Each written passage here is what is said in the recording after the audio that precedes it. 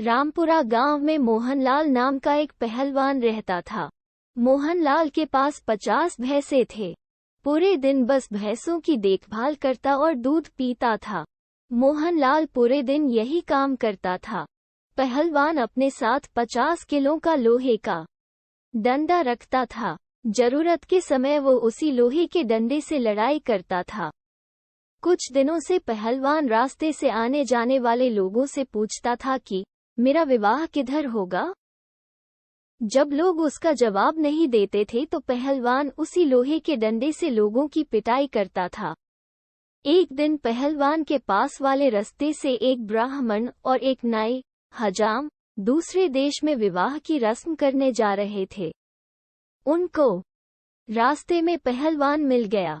पहलवान ने ब्राह्मण और नाई से भी वही सवाल पूछा, मेरा विवाह किधर होगा। नाई और ब्राह्मण दोनों भयभीत हो गए। उनको पता था कि अगर वो पहलवान की बात का जवाब नहीं देंगे तो वो उनकी पिटाई करेगा। इसलिए नाई ने एक युक्ति लगाई और पहलवान से कहा, दूर ताड़ का पेड़ है, उधर तुम्हारा विवाह होगा। नाई की बात सुनकर पहलवान बहुत खुश हो गया। उसने अपनी 50 पैसे उनको दे दी।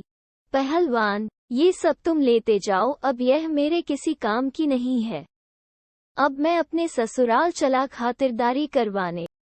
पहलवान ताड़ के वृक्ष को अपना लक्ष्य बनाकर उसके पास पहुंचे जाता है। वहां पहले से एक झोपड़ी थी जिसके अंदर एक महिला और एक बच्चा था। पहलवान ने झोपड़ी के बाहर जाकर आवाज लगाई। महिला को समझ में नहीं आया कि यह व्यक्ति कौन है। महिला ने सोचा कि मेरे पति के जानकार हो सकते हैं, इसलिए महिला ने पहलवान को मेहमान के कक्ष में बैठा दिया और बाल्टी लोटा हाथ पैर धोने के लिए दे दिया। जब उस महिला का पति आता है तो वो पहलवान को देखा आश्चर्य में सोचने लगता है कि यह व्यक्ति कौन है। वो अपनी पत्नी से पूछता है कि यह कौन है। तब पत्नी कहती है कि पता नहीं यह व्यक्ति कौन है।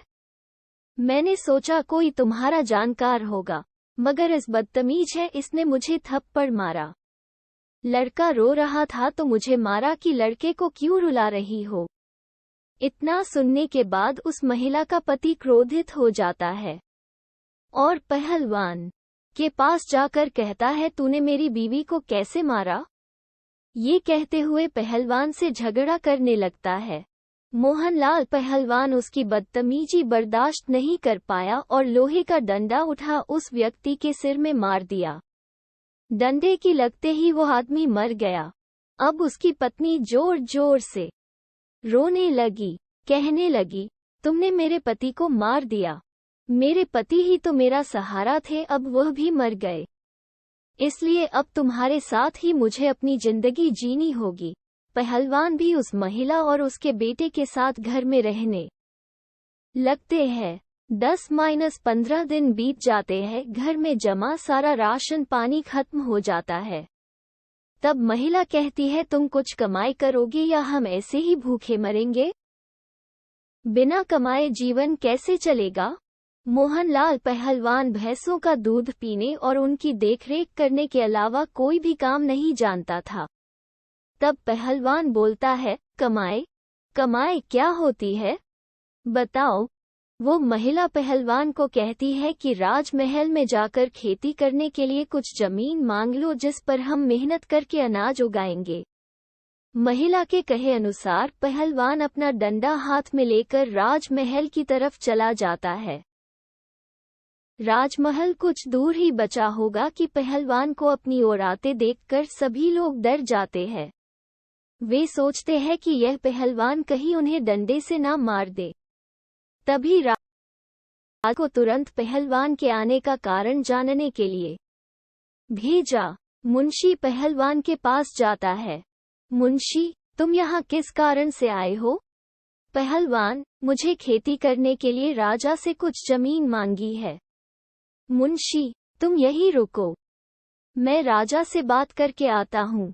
मुंशी राजा के पास जाता है और पहलवान के आने का कारण राजा को बताता है। तब राजा मुंशी को आदेश देते हैं कि पहलवान को जितनी जमीन चाहिए वो उसे दे दो। मुंशी जल्दी से पहलवान के पास जाता है और अपनी चालाकी से उसे शमशान घाट के पास वाली शमशान घाट के पास बंजर पड़ी जमीन दे देता है।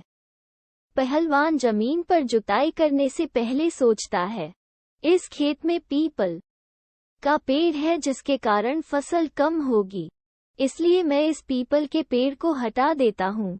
इतना सोचकर पहलवान पीपल के पेड़ पर लोहे का डंडा मारता है। जैसे ही पहलवान ने लोहे का डंडा पीपल के पेड़ पर मारा तो पीपल के पेड़ से भूत नीचे उतर आए और पहलवान से लड़ाई झगड़ा करने लगे। पहलवान भूतों का डट कर सामना करता है। किसी भूत का सर फटा हुआ था, किसी भूत का हाथ टूटा हुआ था, किसी का पैर टूटा हुआ था। सभी भूत लाइन से खड़े हुए थे और पहलवान से माफी मांगने लग रहे थे। सभी भूत पहलवान से पीपल के पेड़ को हटाने का कारण पूछते हैं। पहलवान, ये पीपल का पेड़ मेरे खेत में है और इसकी वजह से मुझे कम फसल होगी, इसलिए मैं इस पेड़ को यहाँ से हटा दूंगा।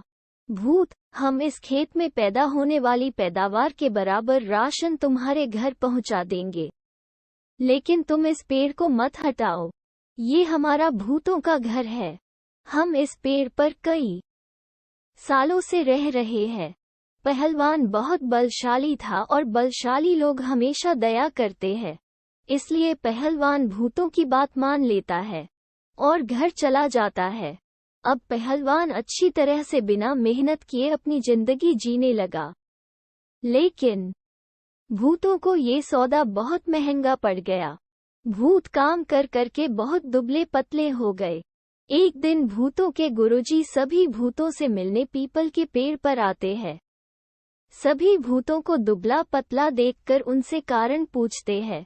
सभी भूत कहते हैं, एक पहलवान है, उसकी हुजूरी करने और उसके घर राशन पहुंचाने में ही हमारा सारा समय बीत जाता है, जिसके कारण हम इतने दुबले हो गए हैं। भूतों के गुरुजी को ये बात बहुत बुरी लगी और उन्हें क्रोध आया। तब भूतों के गुरु ने पहलवान से बदला लेने की ठानी। भूतों के गुरुजी बिल्ली बनकर पहलवान के घर चले जाते हैं। रोजाना पहलवान के घर का दूध पीने लगते हैं। इस पर पहलवान बहुत परेशान हो जाता है। बिल्ली को सबक सिखाने के लिए दरवाजे की आड़ में छुप जाता है। जैसे ही बाहर से बिल्ली के वेश में भूतों के गुरुजी अंदर आते हैं, तो उन्होंने पहलवान को पहले से ही दरवाजे के पीछे छुप देख लिया था। भूतों के गुरुजी ने सोचा कि पहलवान से छुपकर हमला किया जाए। इधर पहलवान पहले से ही दांव लगाए बैठा था कि कब बिल्ली घर में प्रवेश करे और उस पर हमला किया जाए, लेकिन बहुत देर से बिल्ली अंदर ही नहीं आ रही थी। बहुत समय हो गया तो पहलवान धीरे धीरे पीछे हट गया और चूल्हे के पास जाकर छुप गया। बिल्ली अंदर आकर जैसे ही पहलवान पर हमला करने का प्रयास करती है, पहले से सतर्क पहलवान ने बिल्ली की कमर पर जोर से लोहे का डंडा मार दिया, जिससे भूतों के गुरुजी की सभी हड्डियां टूट गई और वो चिल्लाने आने लगे। भूतों के गुरुजी अपने असली भूतिया रूप में आ गए और पहलवान से माफी मांगी। पहलवान गुरु जी से पूछता है, उनको छोड़ने के बदले उनकी क्या सजा होगी। गुरुजी ने अपने आप ही स्वीकार कर लिया कि जितना राशन पहलवान के घर पर आता है, अब उसका दुगना राशन पहलवान के घर पर भिजवा दिया जाएगा। जिसके पास बाद पहलवान गुरुजी को छोड़ देता है। गुरुजी अपने भूतिया चेलों के पास जाते हैं और सारी बात बताते हैं। अब दुगुना राशन पहलवान के घर पहुंचाना होगा। इस बात पर सभी चेले सिर पीट कर रह जाते हैं। एक तो पहले से ही दुबले पतले, ऊपर से दुगुने राशन की आफत।